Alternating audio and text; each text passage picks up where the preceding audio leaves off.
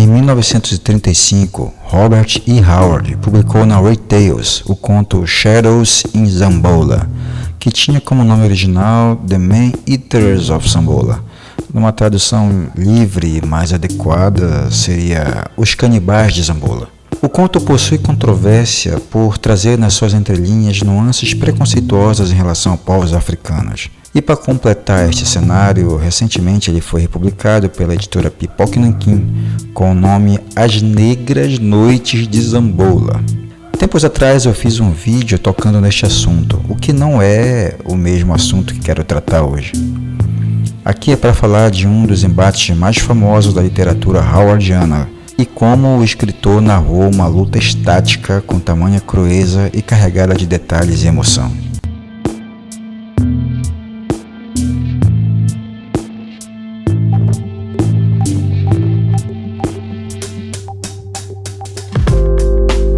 Zambola era uma província de Turan e compreenderia a parte africana do mundo primitivo de Howard. Vizinho a Estígia, talvez corresponda ao Sudão, Somália e Etiópia, mas prefiro entender Zambola como uma representação do continente africano na era iboriana. Conan estava de passagem por esta cidade, situada próxima ao deserto. Alertado por um velho Zuadir das coisas estranhas que estavam acontecendo naquela localidade, Conan não viu motivos para não se hospedar na estalagem de Aram-Baksh. O problema é que o Zuadir estava certo em avisar o Cimério. Baksh tinha um esquema assassino com uma tribo de canibais da localidade de Darfar, que roubavam seus hóspedes em troca de carne humana.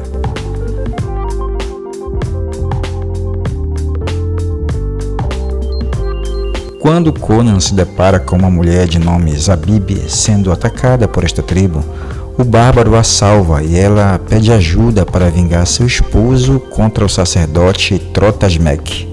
Em troca, ela promete recompensar o Cimério ao seu modo. Na busca por Trotasmek, Conan vai até seu palácio. Zabib é sequestrada e o Cimério se depara com um homem descomunal, escravo do sacerdote Trotasmek, chamado Baal-Teor. Este encontro é muito curioso. Inicialmente, Conan é entorpecido por uma fumaça alucinógena que o faz lutar contra ilusões.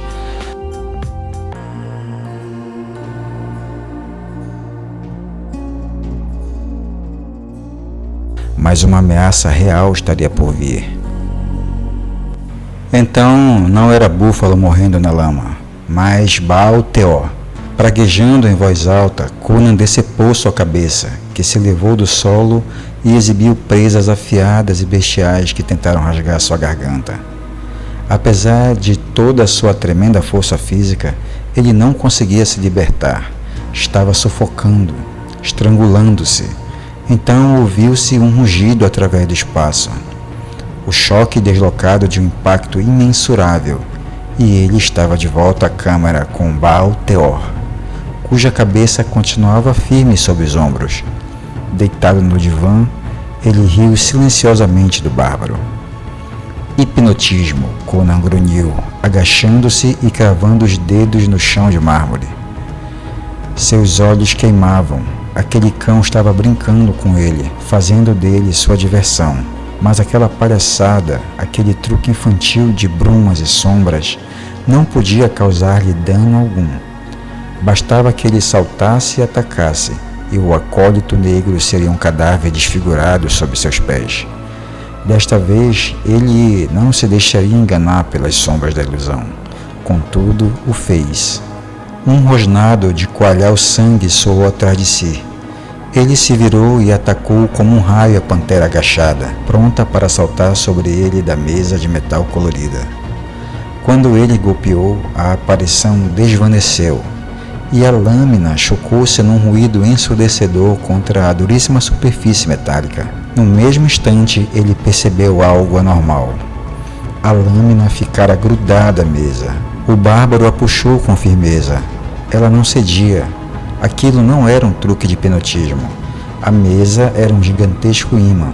Ele agarrou o cabo com ambas as mãos, quando o instinto o fez dar meia volta e ficar frente a frente com um homem que, Afinal, levantara-se do divã. Ligeiramente mais alto do que Conan e muito mais corpulento, Baal-Teor se avolumava como uma massa dantesca de desenvolvimento muscular. Seus poderosos braços eram exageradamente longos e as grandes mãos abriam-se e fechavam-se convulsivamente. Conan soltou a empunhadura da espada grudada à mesa e ficou em silêncio, observando seu inimigo através das pálpebras entreabertas. Sua cabeça, Cimério, Baal-Teor disse com sarcasmo. Eu a arrancarei com minhas mãos nuas, torcendo-a de seus ombros como se fosse a de um frango. É assim que os filhos de Kosala oferecem sacrifícios a Iajur. Bárbaro, você está olhando para um estrangulador de Iotapong. Fui escolhido pelos sacerdotes de Iajur quando criança, e durante toda a infância e adolescência fui treinado na arte de matar com as mãos, pois é só assim que os verdadeiros sacrifícios são ensinados. Iajur ama o sangue e nós não desperdiçamos nenhuma gota da veia das vítimas. Quando eu era menino, eles me entregavam bebês para praticar.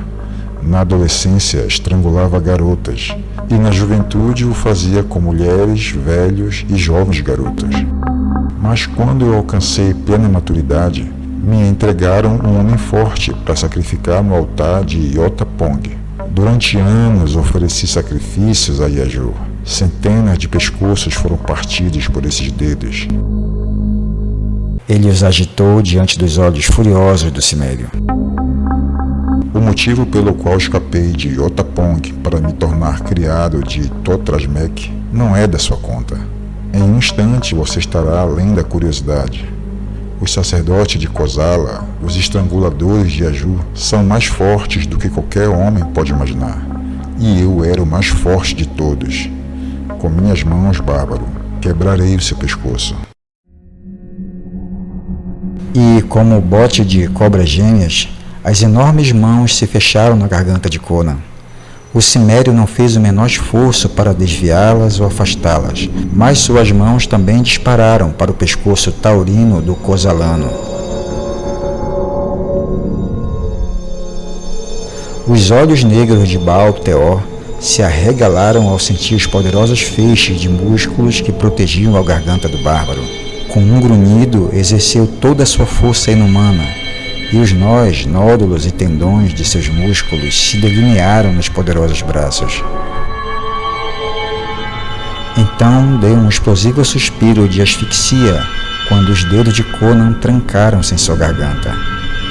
Por um instante, eles permaneceram imóveis como estátuas. Seus rostos eram máscaras de esforços, veias azuladas começando a se destacar nas têmporas. Os lábios finos de Conan recuaram ante um sorriso selvagem. Os olhos de Baal-Teor estavam dilatados, e dentro deles crescia uma expressão terrível de surpresa e medo. Os dois homens continuaram imóveis como pinturas, com exceção das contrações musculares dos braços rígidos e do apoio das pernas, mas uma força além da concepção comum se desenrolava ali. Uma força que poderia ter arrancado árvores ou esmagado crânios de bois.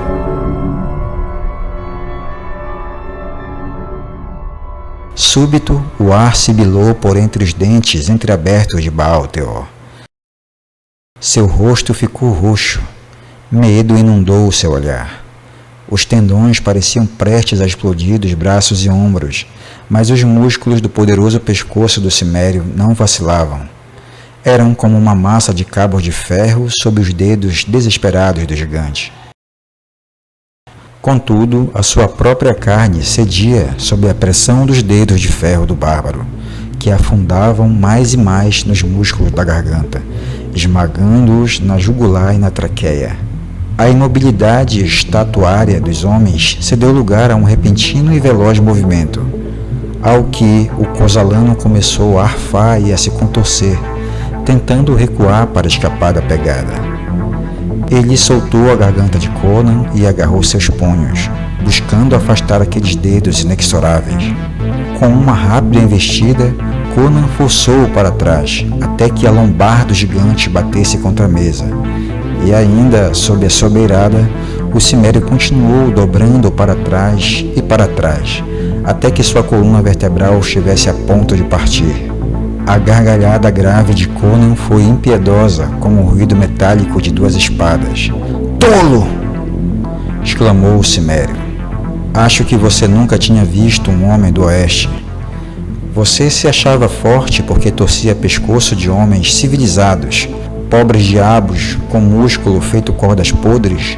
Maldito! Quebre o pescoço de um touro selvagem da Ciméria antes de chamar a si mesmo de forte. Foi o que fiz antes de me tornar um homem adulto."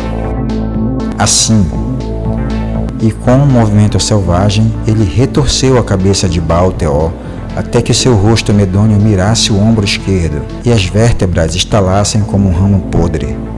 Conan jogou o corpo inerte no chão. Voltou-se para a espada novamente e agarrou o cabo com as mãos, apoiando firmemente os pés no chão.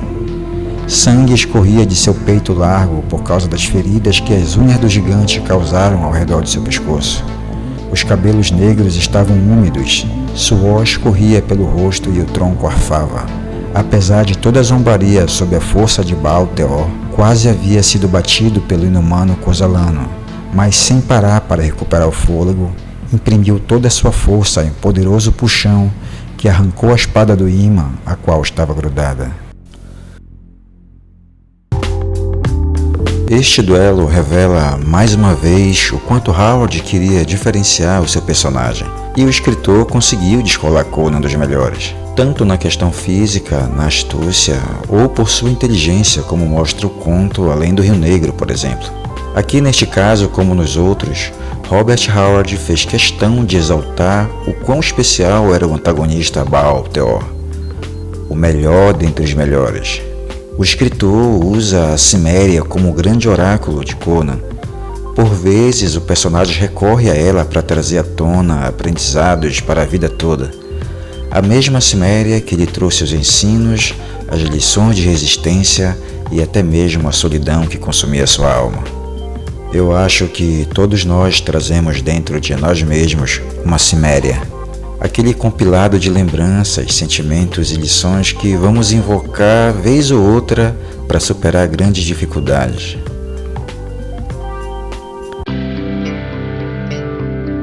Muito obrigado por assistir esse vídeo até agora. Peço que nos ajude a reerguer o canal deixando o seu like. Isso vai nos ajudar muito. Se você não é inscrito, considere se inscrever.